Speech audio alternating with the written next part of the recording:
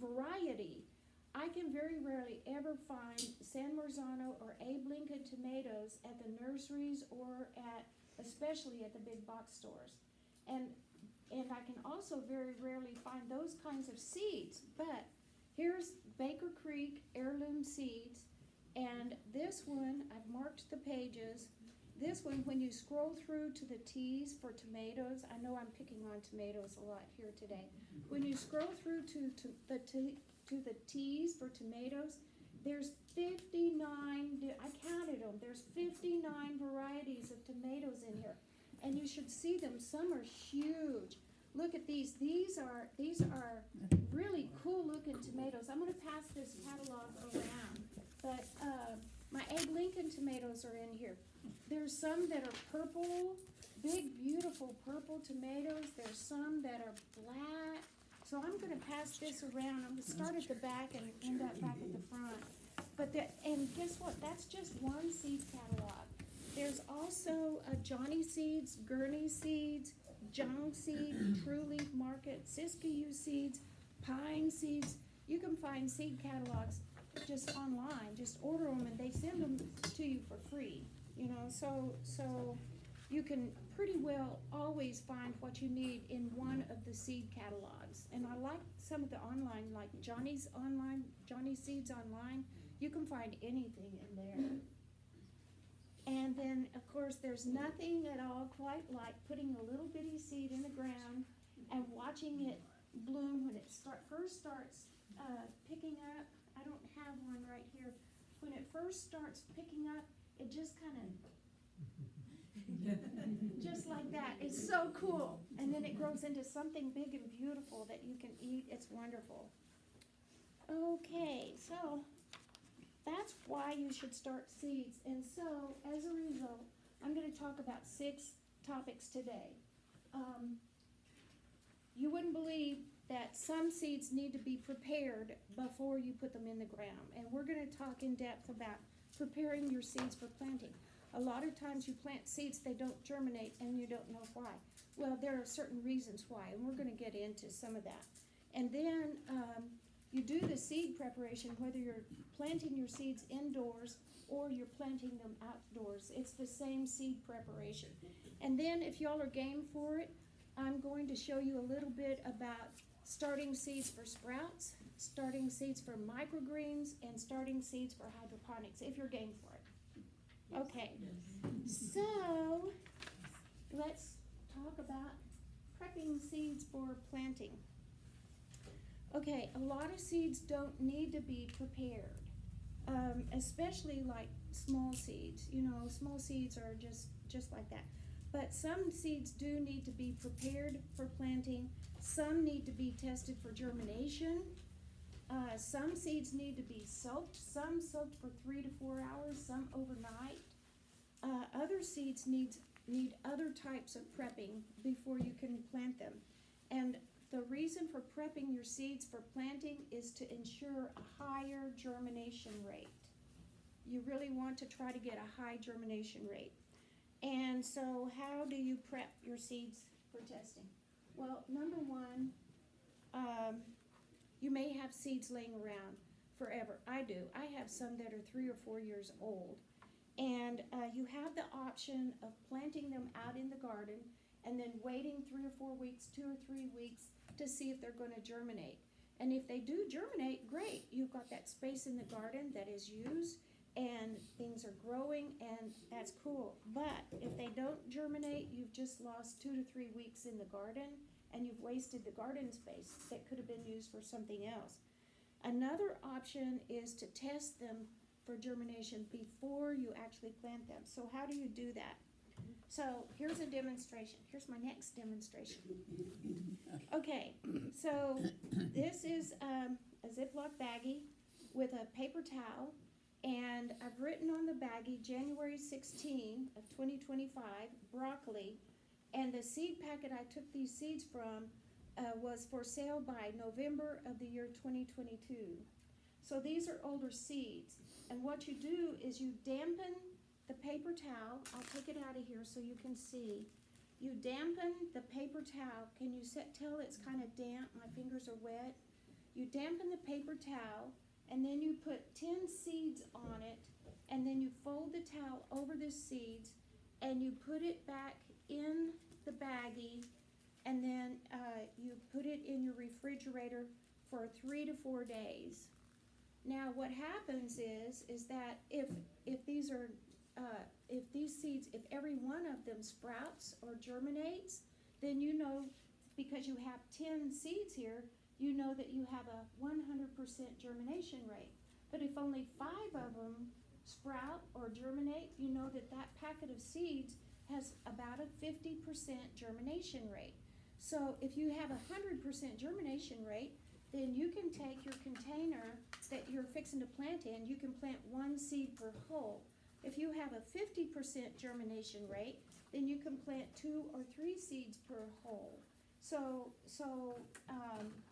that's how you test for germination. If none of them germinate, pitch it or feed it to the chickens. Don't waste it. Feed it to the chickens, right?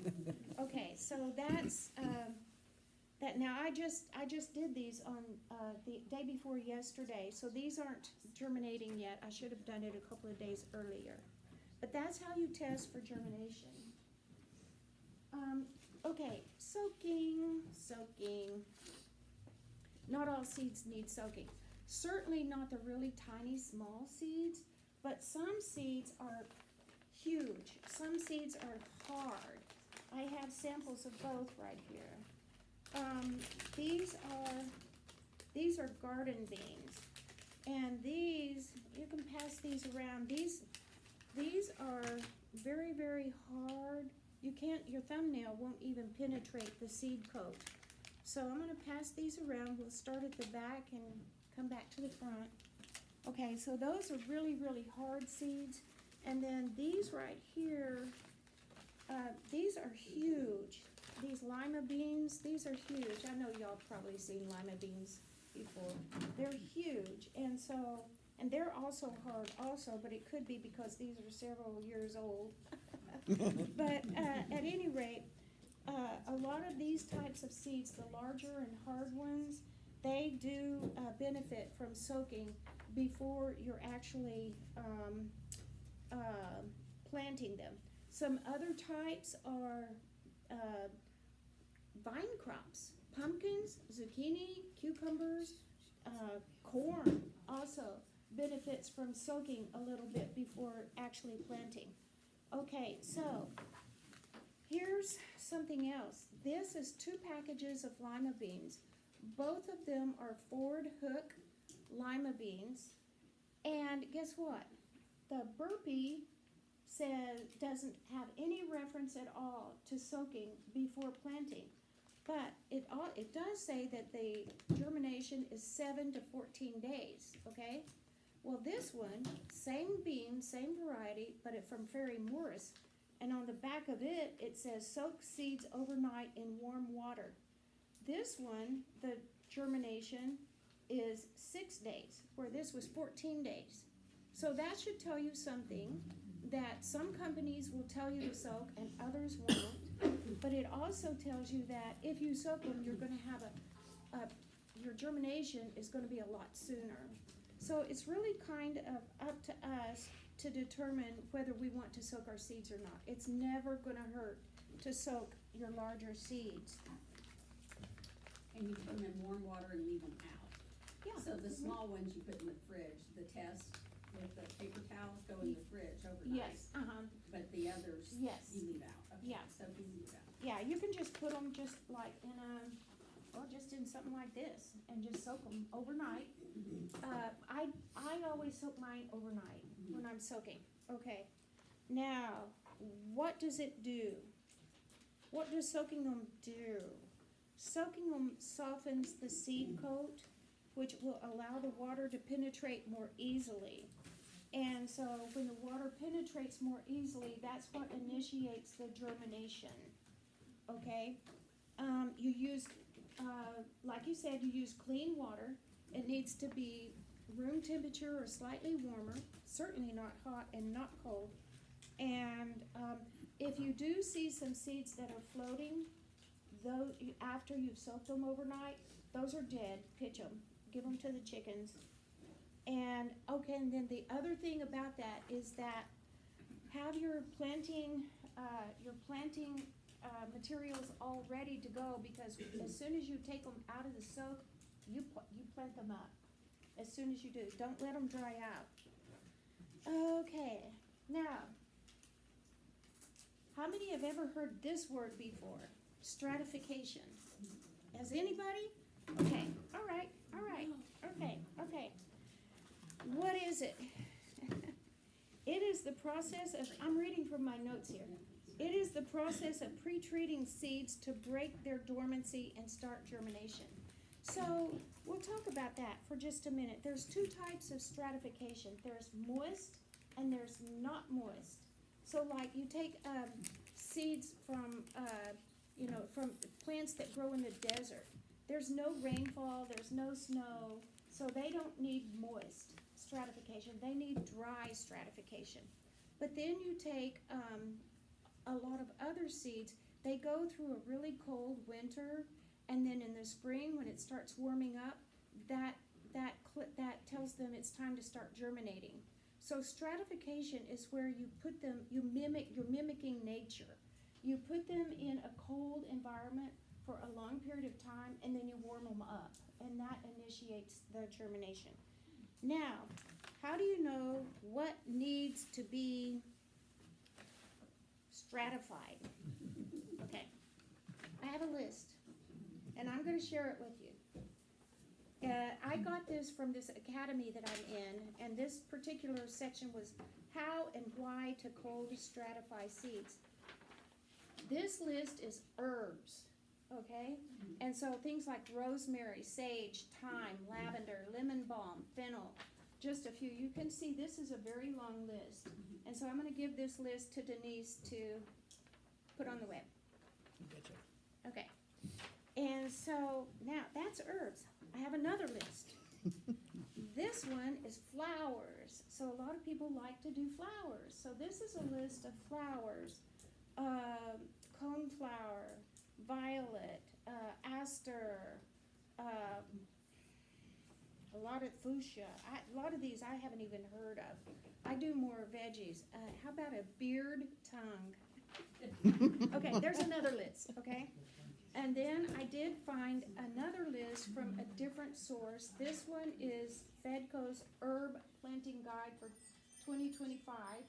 And this one, you can see it's got a lot of herbs on this side, and I've highlighted, I don't know if you can see, I've highlighted several over here that say that you do need to stratify this. And so I'm going to be giving this to Denise to put on the website for y'all. Okay, so that's stratification, and let's do another term.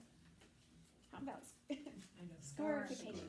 You got scarification? Okay, all right. What is scarification? It's similar. It's mimicking nature, but instead of really cold winter and then a warming up, it's mimicking wind and rocks and going through the digestive system of an animal. It's cracking the seed coat is what it's doing. And so scarification is you're scarring it. You're scarring it, which mimics nature that would put a crack in the seed coat. How do you scar something? Well, you take a nail file or sandpaper and you do it gently, because you don't want to break it so much that it's going to hurt the embryo inside the seed coat. Okay, so that's scarification. Another way you can cause a crack inside the seed coat is you can bring water almost to the boiling point, put it in the water for just a couple of minutes, few minutes, and then take it out and immediately put it in ice cold water, and that should cause a crack in the seed coat. And what does that do? When you crack the seed coat, it allows when you put water to it, the water can get in and cause the embryo to start germinating. Okay, does that all make sense? Okay, now I have another list. Okay, and this one is a list of things that need scarification. And so if you want to get that deep into it, go to the website and these lists will be there. Thank you. Does that good? Yes. Okay, all right. And that's not the last list. Okay, I'm so gonna be that busy. is scarification. Now we're gonna talk about indoor seed coating. And now we're just gonna pretend we've got our seeds prepped, and now we're ready to start doing our indoor seed starting. What we're gonna look at here is soil, grow lights, containers, temperature, timing, depth, water, labels, airflow, and potting up is what we're gonna look at in this section. All right. You need a seed starting mix, and you need to make it yourself. And it should be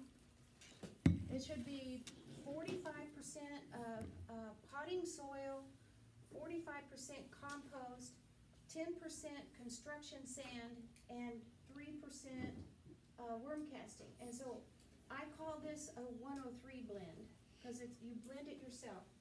You get yourself a big bucket and you put your label on it that says seed starting mix, and you mix these components in the bucket, and then if you use it all, you can mix more. If you don't use it all, you've got a bucket dedicated to your seed starting mix. And it's amazing once you start seed starting that you really run out and you need more and more and more. Now let's talk about each of these components for a minute. Most potting soil that you buy has a lot of wood chips in it, and the wood chips act like a little manhole cover. They keep the seeds from growing.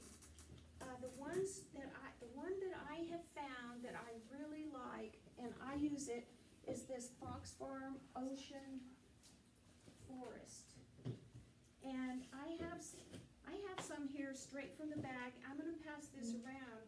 You can see there's no wood chips in this. This is straight from the bag. I'm gonna pass this around. You can kind of look at it and see this is good soil. This is the kind that you want. If you get something that has a lot of wood chips in it, then you need to somehow sift the wood chips out of it. You don't want the wood chips when you're trying to start seeds. Okay, now, the wood chips also rob the nutrients out of the soil. So that's the other thing. Now also make sure that whatever you do, read the labels. Is it organic? What nutrients are in it? The Fox Farm has, what does it have? It has fish emulsion, bat guano, worm castings. It's got other natural ingredients in it. Okay, now we're gonna talk about the compost portion of it. They also make another, Fox Farm makes two different types of potting soil. There is They make more another than I see one. in the other bag. Really? Yeah, there's two At different True types. Value down here. Yeah, True Value has Yeah, it. they didn't Okay. have the Ocean Forest, but they had another type, and I can't I'm remember gonna what the have to name. go check that out. It might have been the I one wonder in what Bandera. it feels like. It I'll looks have to very look much the Picture of that same. bag, but Okay. there were two different bags. I have a Okay. bag of it on my back porch, so swing Okay. by. I'm gonna check that out. Okay, bagged compost from big box stores. How many, how long how many weeks has that compost been sitting there inside a bag, under a bunch of more bags, and is it even still alive? The whole thing about compost is that it's living, it's got organisms, it's got microbes, and it's got beneficial nematoids, all the good stuff. It's alive. And so it's really best if you make your own compost rather than buying it from a big box store, because those they may still have some life left in them, but they're not nearly as alive as if you make your own. And let's see, and then the sand, the purpose for the sand is it provides aeration. It keeps your dirt from becoming clumpy and hard. It keeps it where it's got the aeration in it, and so the roots can grow easier if it's got some sand in it. Don't ever use clay sand, it's way too fine. Just use the construction sand or the all-purpose sand, it's more coarse, and so that's the one to use. And then, of course, worm castings. Okay, so that's it for your soil. Okay, now let's talk grow lights. grow lights, the purpose for grow lights is to mimic the sun, okay? And, so you can use LEDs or fluorescents for that. The blue, you need the full spectrum, of course. What the blue does is the blue is important for strong root growth as well as photosynthesis. The red encourages stem growth and flowering, and the green and the yellow help with photosynthesis, but the green and yellow also somehow penetrate down to the lower canopy of the plant, and which allows more energy to go into the growth of the plant. But even so, the grow lights don't mimic, they don't have the strength or the intensity that the sun does. So normally when you're growing plants outside, vegetables are gonna require 6+ hours of sunlight a day. But if you're using grow lights instead, you need to double that. You need 12 to 16 hours a day. Now the next thing is there's a big difference between the fluorescents and the LEDs. The LEDs are stronger and more intense than the fluorescents. So heuristically speaking, your LEDs should be on, I keep mine on 12 hours a day. They should be 12 to 14 hours a day. If you're using fluorescents, 14 to 16 hours a day because of the strength and the intensity. Okay, now also about grow lights is how far away should they be above the plant? Well, the fluorescents are not as intense as the LEDs, so the fluorescents should be 1 to 2 inches above the plant. I got this from the Academy also, this chart. Your LEDs come in different wattages, and so according to this chart, if you're like 24 to 90 watts, you should, Good job. it should be 4 inches, anywhere from 4 to 26 inches above the plant. Now, your plants will talk to you. You have your plant here, and you have your light here. If your plant is starting to look like it's weak and skinny and it's reaching for the light, so you want to lower your light. If your plant is getting a little bit burned or blemished on top, your light's too close, so move it too close. So you move it away a little bit. And so just always notice what your plants are telling you. They will talk to you that way. And so that's it that I have for lights today. So now we're going to talk about containers. And we're going to talk frugal options. And I'm very frugal. You can use egg cartons. If you do, make sure that you poke a little hole in the bottom for drainage. I frequently reuse containers from where I bought little starts before. When you're using things like this, or like this, where you bought from the store before and you brought them home and you planted them out and you're going, oh, that's good, I'm going to reuse that. Make sure that you wash them in vinegar and water. And then also, I soak mine for 30 minutes after I wash them in vinegar water because that sterilizes them. And then rinse them real good, and then they're good to go, good to use again. Here's another frugal option is a takeout container. And this one is actually pretty cool because it also acts as like a little greenhouse to help it germinate better. I do have these I get these on Amazon. They come with a 12-pack that has the drainage holes. So you can start seeds in something like this. This even has a little dome that you can open and close so that you can let air in or not. When you first start these, you want those closed. You put it on, and about 30 minutes later, you're going to see condensation, so you've got your greenhouse effect. So that's another frugal option. You can use toilet paper roll, where you just wrap your newspaper around it. And, you know, one newspaper and one toilet paper roll will make a bunch of things. You just put your dirt in there, plant your seed, and then when you're ready to put it outside, you can just put this whole thing down in the garden because the newspaper will decompose. I usually break the bottom off to help the roots you know, to not impede the roots from growing more, but that's another frugal option. Now, there's, eggshells, milk jugs, coffee, plastic coffee things, those are all. Can I throw in one tidbit? Helen wasn't able to stay, but she brought a bunch of cardboard things that she gets in, some shipments that she gets in. They're all biodegradable, Have holes in 'em. and they're free to whoever wants to take them with them. I cut them, like. Cut 'em up. Some are real small, some are large sections, I cut them apart. And then you can, like the toilet, paper rolls, you can just put them into the ground and they will, disintegrate. And so if I were gonna do that, I'd kind of break the bottom a Mhm. little bit. Yeah, yeah. Yeah. Okay, now I have some not so frugal There's a options. question. Question? Oh, sorry.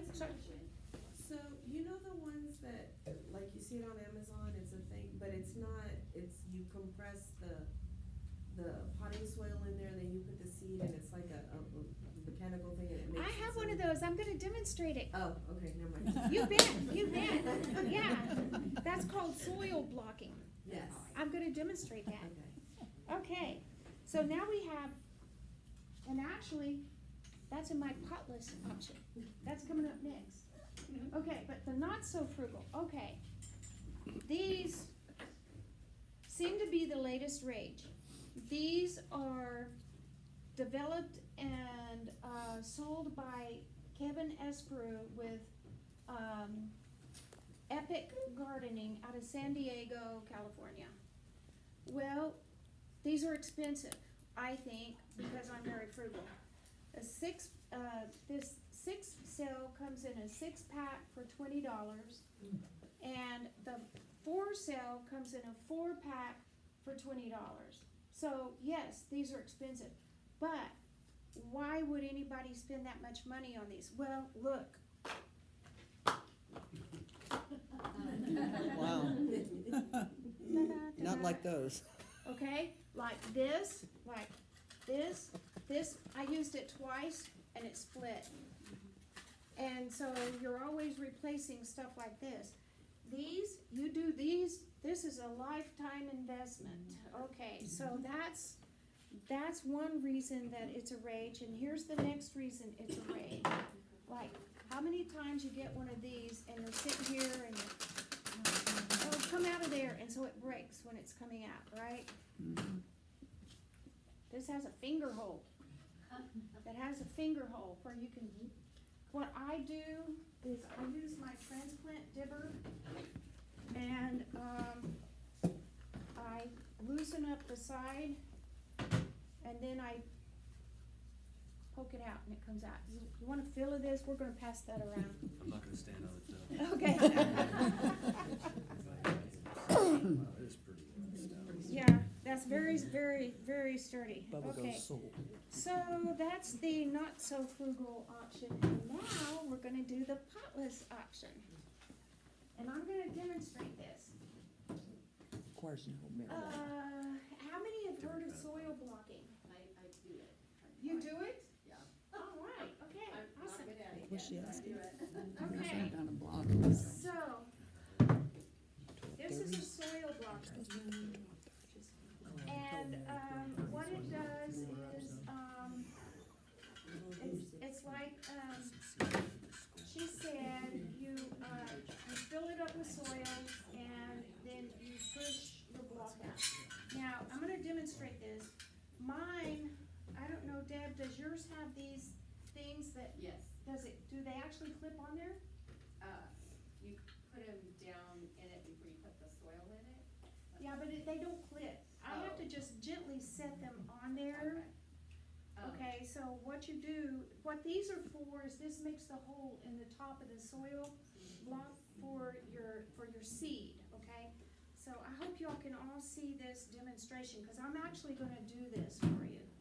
So you put these little things there, if you can make them stay, okay? And then I have found, I don't know if you found this, but your soil has to be more wet than Yes, usual. it needs to be wet, but not too wet. It, like, you're gonna experiment 9,000 times until you get the right.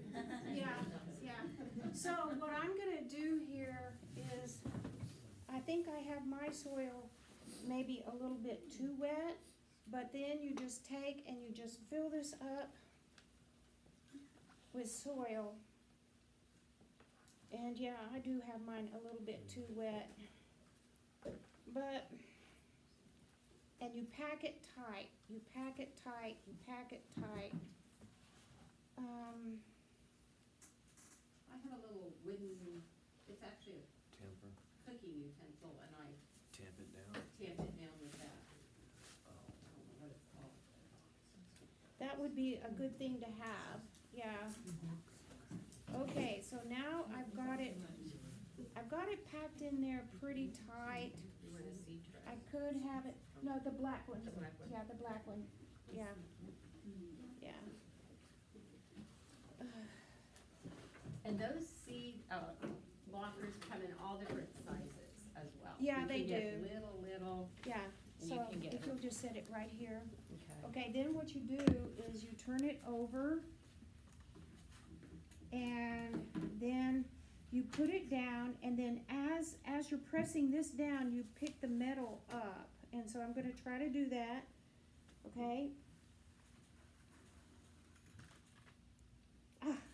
So, we made a block. All right, and then the little black things, you pull them out. I had my soil a little bit too damp, but you can see here, now you have a block of soil with no pot. It's potless. So you put your little seed, can you see the little hole right there? So you put your seed right in that hole, and then depending on the size of your seed, you put a little dirt over it. And you can make a lot of these to fill up this whole tray like that. I put them on, lower trays, like a cafeteria tray. Because, the whole idea behind it is the air is gonna get through the roots.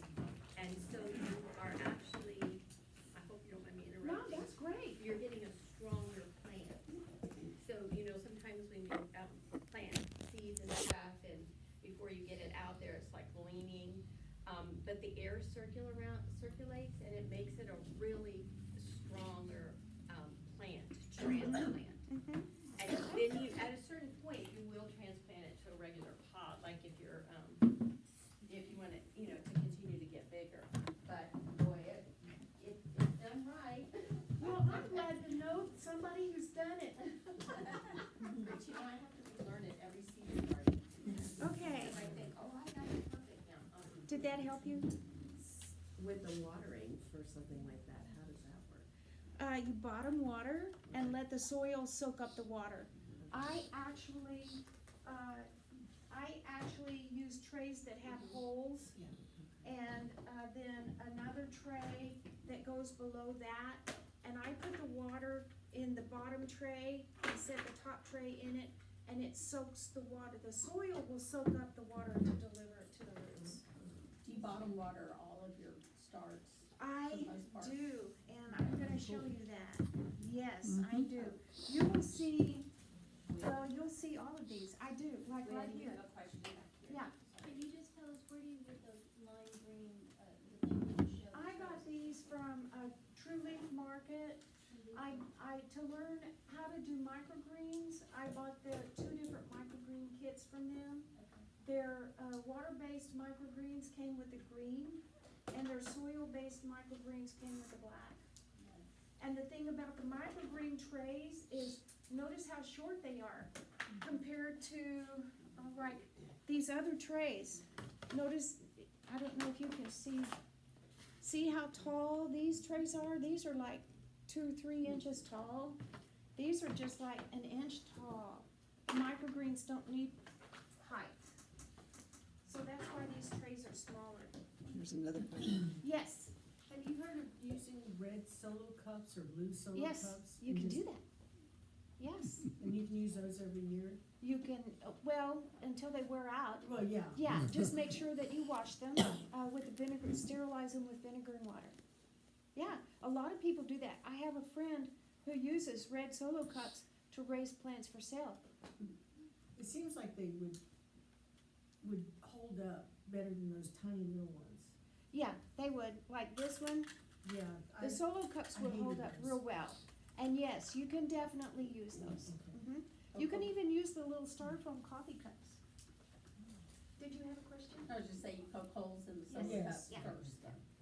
Or Yeah. take a drill and just do a whole cup of them. Oh, that's a good. Oh, that's a good idea, Well, yeah. it wasn't my idea. It was Roots and Refuge. You're passing it Yeah. along, it's now your idea. Okay, let me set this to the side. And, okay, so that's your potless option. Temperature. How many of you know what your soil temperature is? Nobody knows what their soil temperature is. Okay, one of my biggest mistakes I ever made was not paying attention to soil temperature. Soil temperature is very important. Here's a heuristic. Warm weather crops require 65 to 75 degrees to germinate. Hot peppers, 80 degrees and more to germinate, just to germinate. And cool weather crops, 50, something like that. Now, usually soil temperature, the actual soil temperature is usually up to 10 degrees less than the air temperature. So if it's 72 degrees in your house, your soil temperature where you're starting your seeds could be as low as 62 degrees. They do make soil temperature thermometers, so you can see what your temperature is, and some of them are really inexpensive. Now, when you're starting warm weather crops, if it's a little cooler environment in the place where you're starting them, you might want to set these on a vent or near the fireplace or on a heat mat. Do y'all know what a heat mat looks like? No. Oh, okay. Okay. Well, I brought a heat mat. Mine, I got the large heat mat. And the heat mat, I'm gonna pass this around so you can feel of it. The heat mat, I got the large one. It's 4 feet by 2 feet because my shelves are 4 feet by 2 feet. And you just plug it in and what it does, you can put your hand on it, you can feel it. It starts feeling warm and cozy, you know?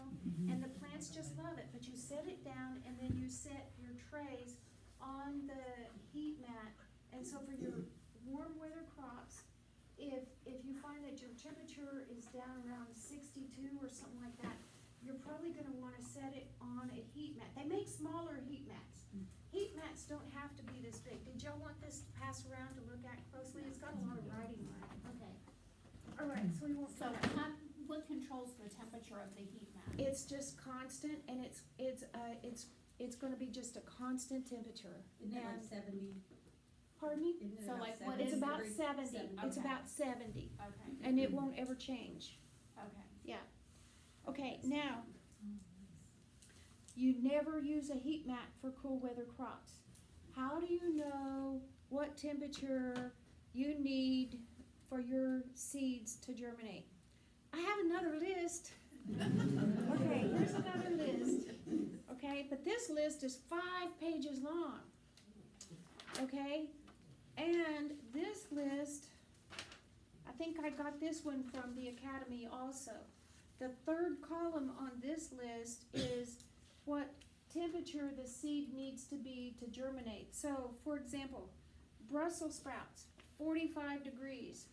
Cabbage, 45 degrees.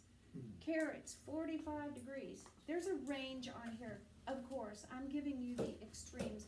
When you go back here and look at, well, let's look at okra. Where's the okra? I was surprised. Okra, 80 degrees. I believe that. See, this is a big range, 80 degrees, 40 degrees to 80 degrees. So you really want this chart. And when you're doing your seed starting, you really want to know what temperature your soil needs to be at in order for your seeds to germinate. It's really important. That's another one for you to upload. Thank you. Okay, so if you're doing cold, like you wanna put in your cold weather crops, obviously in the fall for here. So you're gonna be starting your seeds in the summertime, so you put them in the refrigerator? Is that what you're doing? Well, okay, so right now, you can put your cool weather crops in the ground right now. You should be growing those right now, because we're cold right now, and that'll be just fine. If it dips way down below freezing, like it will later this week, just cover them, but just keep right on growing them. Now, for fall, I would, like, what did we look at? Brussels sprouts, okay. So this is for germination, okay? This is for germination. But let's look like for Brussels sprouts. Remember I said it's a range, okay? See the range? 45 Okay, but this is just for germination. Right. The next column over is for growing after it's germinated. Okay, so after it's germinated, 50 to 75 degrees. Okay, does that help? Yeah. Okay, all right. So you'll really want this chart. That's a good chart to have. I go by that chart. Any other questions? Okay. All right, so I have a few more notes on inside, starting seeds inside. Timing is everything, and you have to know the last average frost date, and WeatherSmart is my go-to for all weather information for Lakehills area. And you can see even in the URL, it's specific to Lakehills. This website drills down to the latitude and longitude here, and that's how come it's so accurate. Now, why is it important? Let's take a look at this. If you go to like Farmer's Almanac, they say our last average frost date is March 23. This one says March 2. If you look at your seed packet, my Abe Lincoln's says start seeds indoors 6 weeks prior to your last average frost date. Okay, when you back up 6 weeks from March 2, that's January 20. That's day after tomorrow. You should be starting all of your tomato seeds day after tomorrow. If you look at peppers, it's 8 weeks. You should start your peppers on January 4. Okay, so always know that timing is everything, and here's why. Okay, so day after tomorrow, you're gonna start your tomato seeds, and by the time that March 2 date comes by, those plants are gonna be nice and tall and ready to put in the ground. So, and that's why the timing is everything. If you went by a different website like Farmer's Almanac, who says March 23, then you back up from March 23, what would that be, like the middle of February to start them? And so you start them middle of February, and yet it's only 2 weeks until you can put them outside, until it's time to put them outside, really, for our weather. So make sure you're following a good source for your first and your last average frost date, and then follow your seed packet information on when you want to start your seeds. That's really important. Timing is everything. Now I'm anxious, I'm 2 weeks behind. Mary Alice also. Give up Gotta now. go. Give up now. That's okay. Are you talking about for your peppers? For everything. That's Oh, it. no, your tomatoes you can do day after tomorrow, you're just fine. She's gotta prep them first. Gotta do all that. You soak them overnight.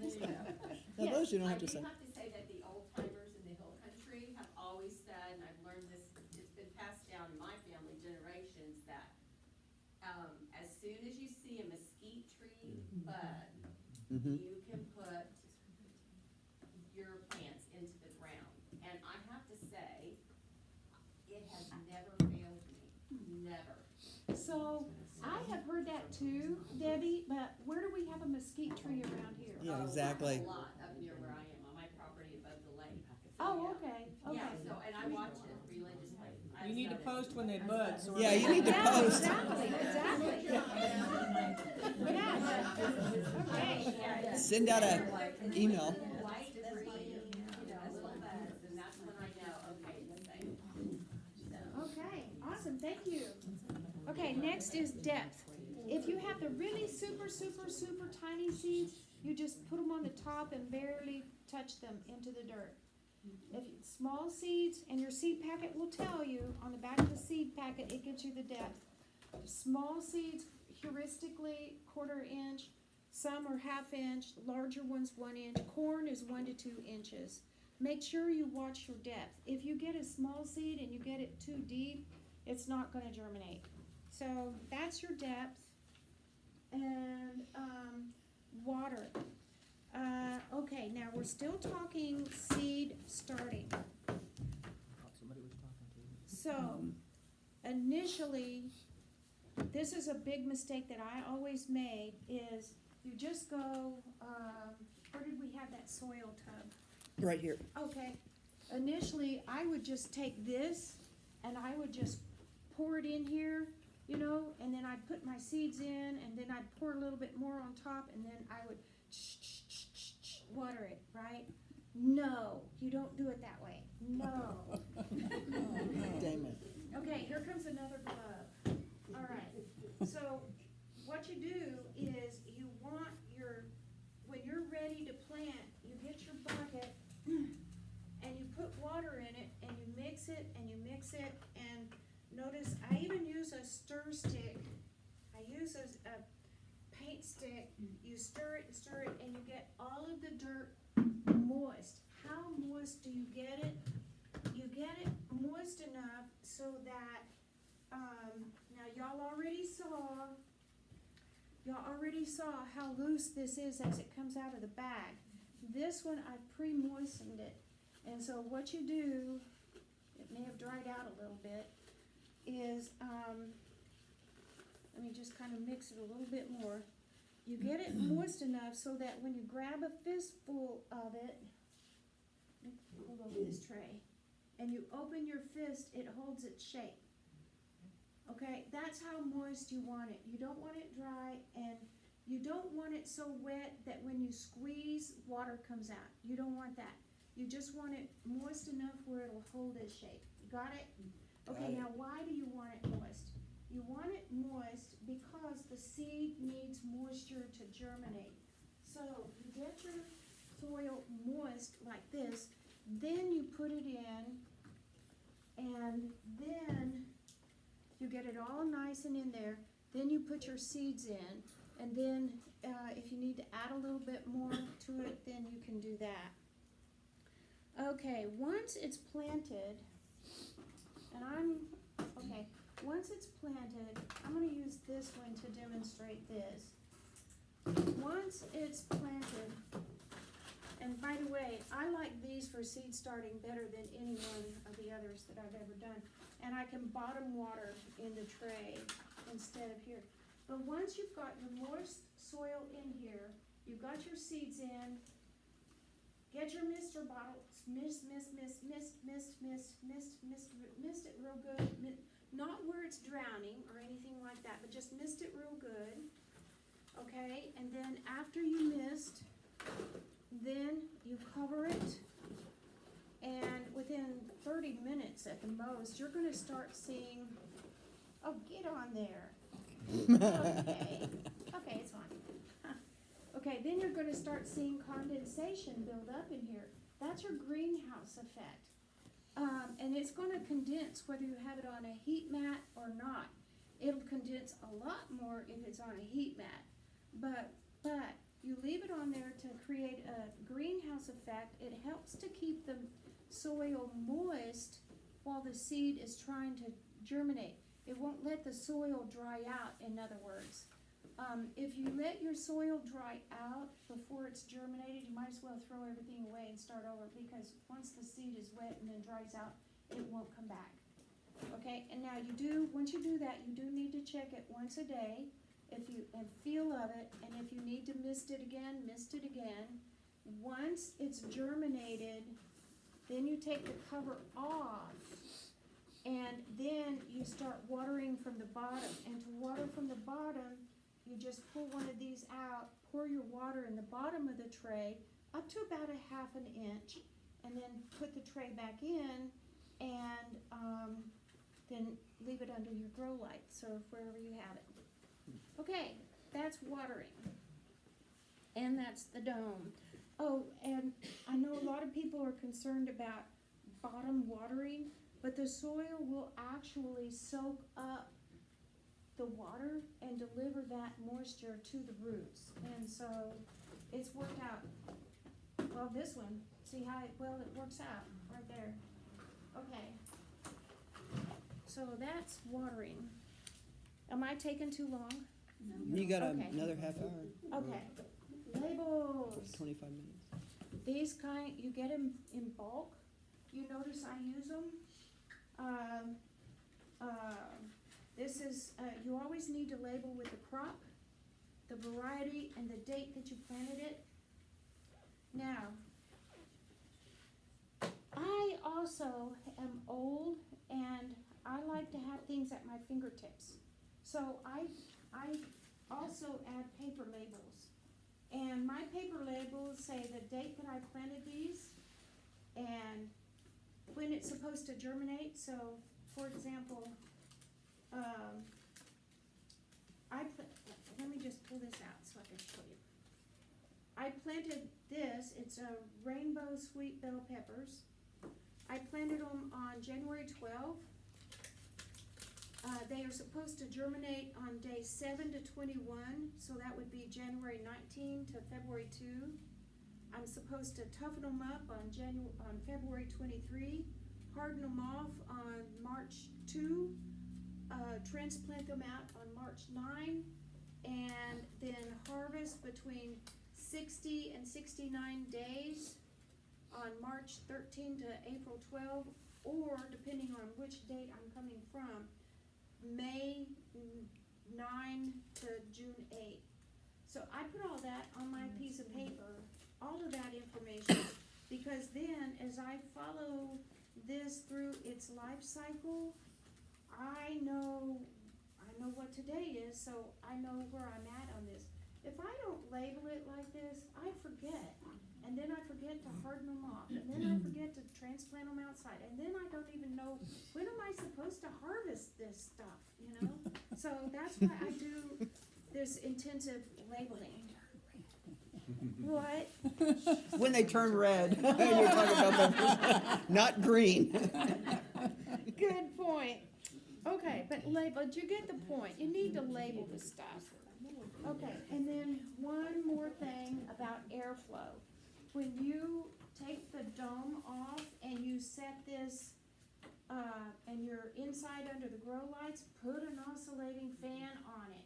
What the fan does is the fan mimics the wind, and it blows them around and it makes them stronger. They get stronger and stronger, okay? And so put a fan on it to mimic the airflow. Remember, you're mimicking nature when you're starting seeds inside, and so you really do have to think of everything. I have one more note on indoor seed starting. Potting up is part of seed starting, but the general rule is you don't want to disturb the roots any more than you have to. So what does that mean? That means that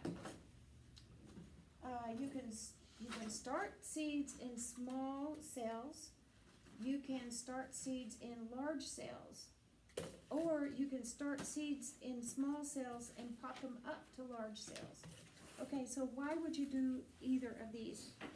These seed starting trays are just that. They are for starting seeds. They are not for growing plants, okay? So these small ones, they're small enough that they kind of trap the moisture and they keep the moisture with the seed. And you can control the temperature better with these smaller ones. You can also start a lot more. These are 4, there's 8 of these times 4, there's 32 of these in here. Remember, this is indoor seed starting, but if you're using larger pots in the same amount of space, you're only gonna get 8 plants, not 32. So that's a very good reason right there to use the small cells instead of the large ones to start your seeds. Now, also, notice the difference. The amount of dirt that you have in here is a whole lot less than the amount of dirt in here. So you're using a lot less dirt. And guess what? If this doesn't germinate, then you just wasted all this dirt that's in here, plus the space on your heat mat. So for the most part, that's one of the best reasons to start your seeds in these smaller cells, okay? Let's see, you can, I'm still following my notes here, you can start some things in a larger pot like this. For example, peppers. You could start pots in like if you only wanted 1 or 2 or 3 or 4, whatever, you can start them in pots like this. And something like a pepper, by the time you start it, my peppers say start 8 weeks before. I can put pepper seeds in here and I can start it 8 weeks before March 2. That would be January 4th. And by the time March 2 comes along, the pepper plant's going to be about this tall, and its roots are not really root bound. I mean, they're starting to really fill up the pot. But then it's time to, after 8 weeks, it's time to go ahead and plant them outside. And peppers is a perfect example because the peppers, when you plant it outside, you plant it at the same soil level. In other words, if your soil level is to here, and your stem is like that, you make sure that the pepper goes in the ground at the same soil level. Now, the exception to that is tomatoes. Tomatoes, they have a little fuzz on their stem, and so tomatoes, when that stem is planted deeper in the ground, the fuzz turns into roots, and it makes the plant a lot stronger. So like my tomatoes, I always start my tomatoes here, and then they grow too big for this before it's time to put them outside. I pot them up into a bigger pot, but I plant them deeper so that they grow more roots from the little fuzz. And then whenever I transplant them outside, I put them in even deeper down into the ground. And so they develop a really strong root system like that. Yes? When you pot your seedlings up, Mm-hmm. do you pot them in the seed mix, or do you pot them in a potting soil at that point? I keep mine in my seed Seed potting mix until I Okay. put them outside. As you put them outside? Yeah, Okay. yeah. Okay, thank you. Mm-hmm. Okay, okay, let's see, okay, so you can start them in small, you can start them in large, you can start them in small and move them to large, but don't move them any more than you have to. Okay, all right. Okay, now outdoor. Okay, we're gonna look first at the benefits of outdoor direct sowing. No seedlings, I'm following my notes, no seedlings, no potting up, no transplanting, no starts, no grow lights, no heat mats, no hassle, right? So it's great. Most everything you can direct sow, okay? You just have good reasons for starting them indoors, which were the reasons that we said before. Some crops you don't ever want to start indoors. You always want to start them, you always want to direct sow. And those would be mostly like roots or corn, roots like radishes and carrots. You start those outside. You direct sow those outside. You never start those inside. Oh, I thought you had a question. Okay. All right. So we're going to talk about your soil first. We already talked about temperature for indoor seed starting. It's the same for outdoor seed starting. I did find this is a thermometer. So it measures temperature, pH, sunlight intensity, and moisture. This one only does temperature. This one's $10. That's $33. So you can get different types of thermometers. You could even use your kitchen thermometer if you wanted to. It's a thermometer, right? But you do want to make sure that, back to this chart for germination rate, you want to make sure that your soil is ready, is the right temperature for you to plant and assure you a good germination rate. Your pH, this is a biggie. Every seed or every plant has a range of pH. Most of them fall at 6.0, and so as long as you're keeping your pH at a 6.0, most everything will germinate. If you're trying to plant something into a soil that is a 8.0, you're gonna have a tough time with that crop. So make sure your pH is right. Now, your soil, it's I'll call this one a 103 blend also, excuse me, but it should be 1/3 your garden soil or topsoil, 1/3 your compost, we already talked about compost, and then 1/3 your construction sand. It's a little bit different than the 103 blend for your starting mix, but still, you need those components in your soil for the nutrients and the aeration in the soil, plus worm castings. The worm castings provide the good nutrients.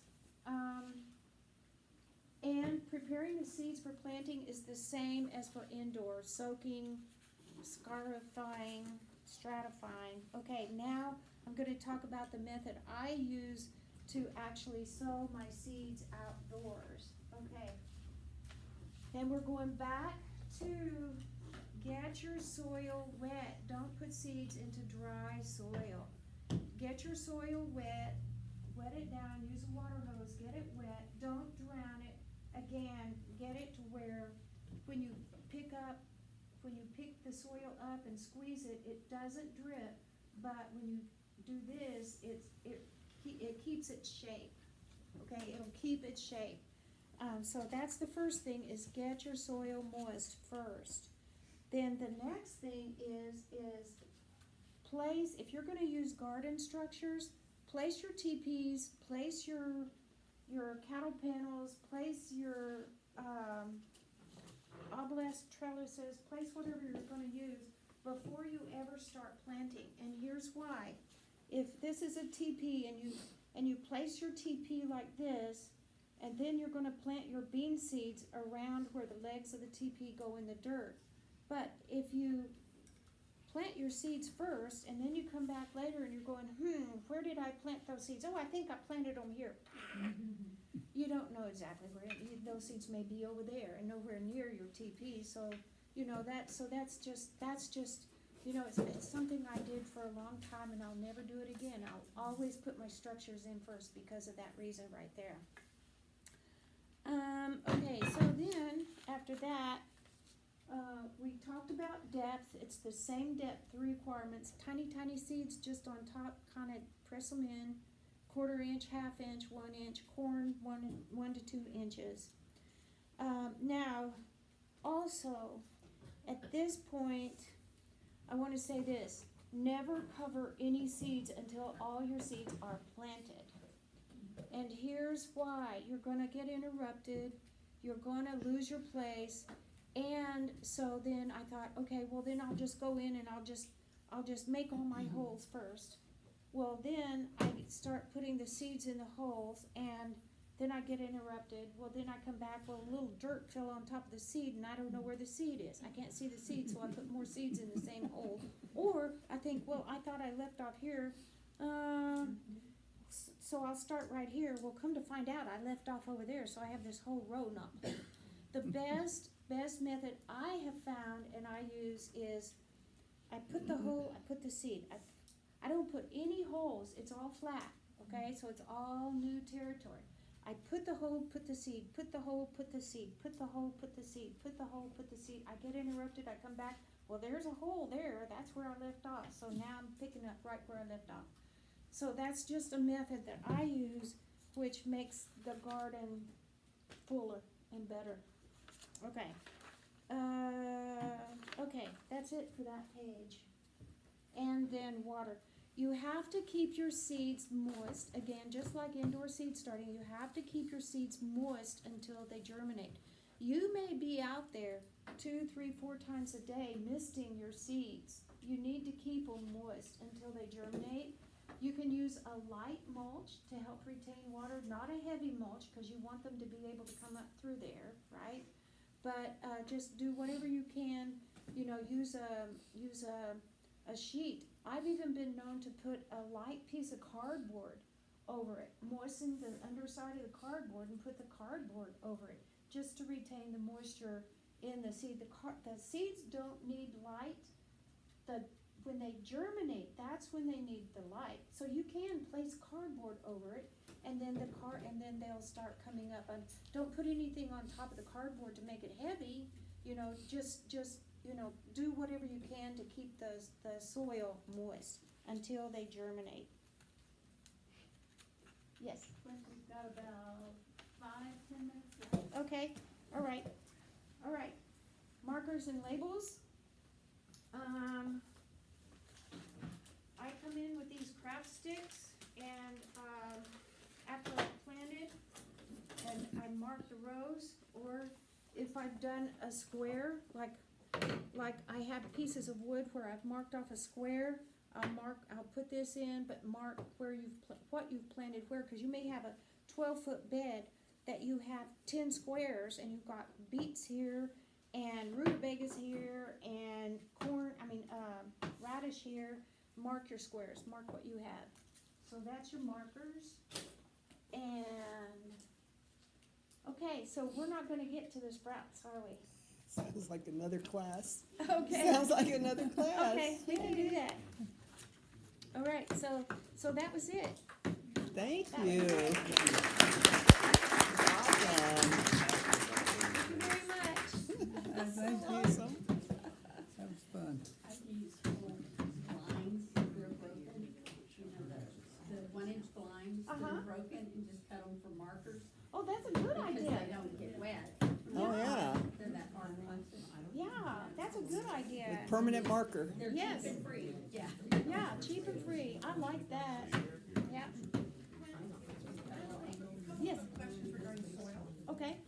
When you're getting your seeds started, does it matter whether can you use the same, seedling soil, whether it be flowers or vegetables or herbs, or do you need to augment anything with regards to what you're planting? I don't think that, I don't. Two things on that.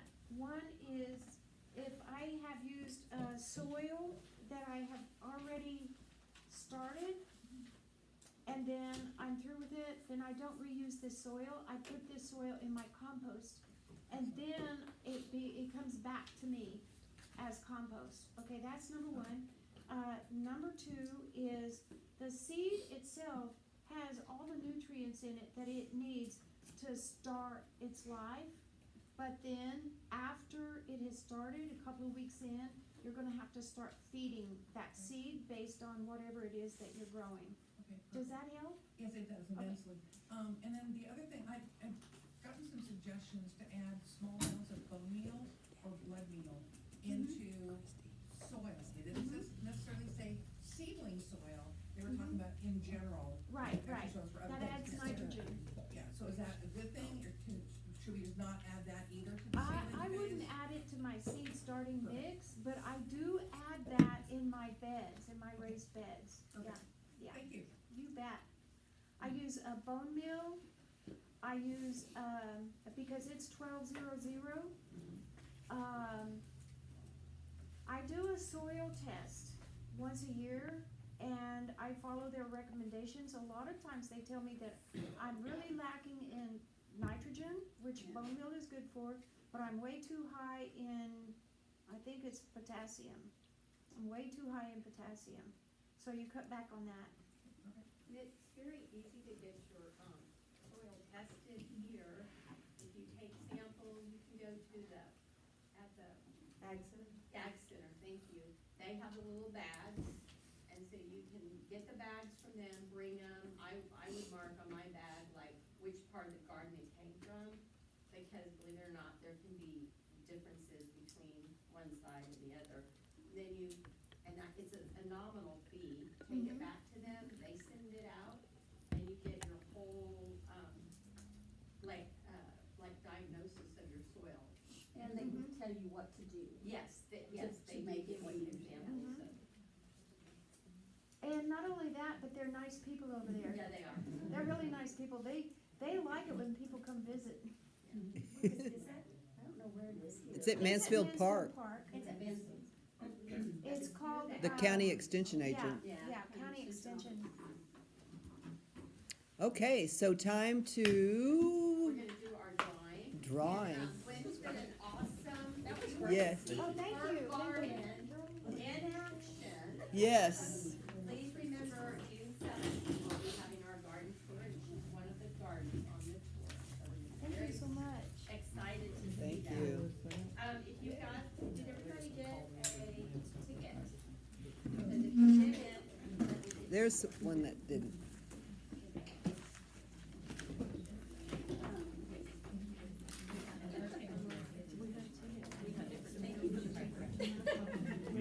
Hang on. In Mason. I was in Bundy, then Raise, you did not get a ticket yet, raise your hand real high, I've got and 3, then. 4.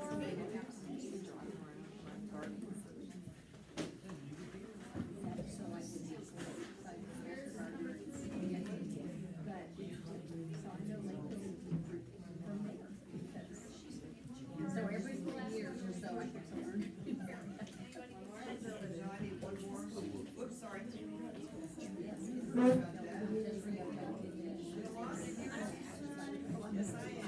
Last chance, raise it high, if you did not get a ticket, wrong ticket.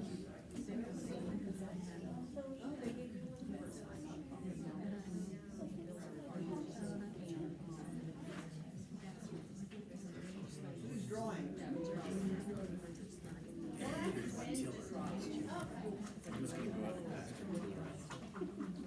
okay, these are things that you might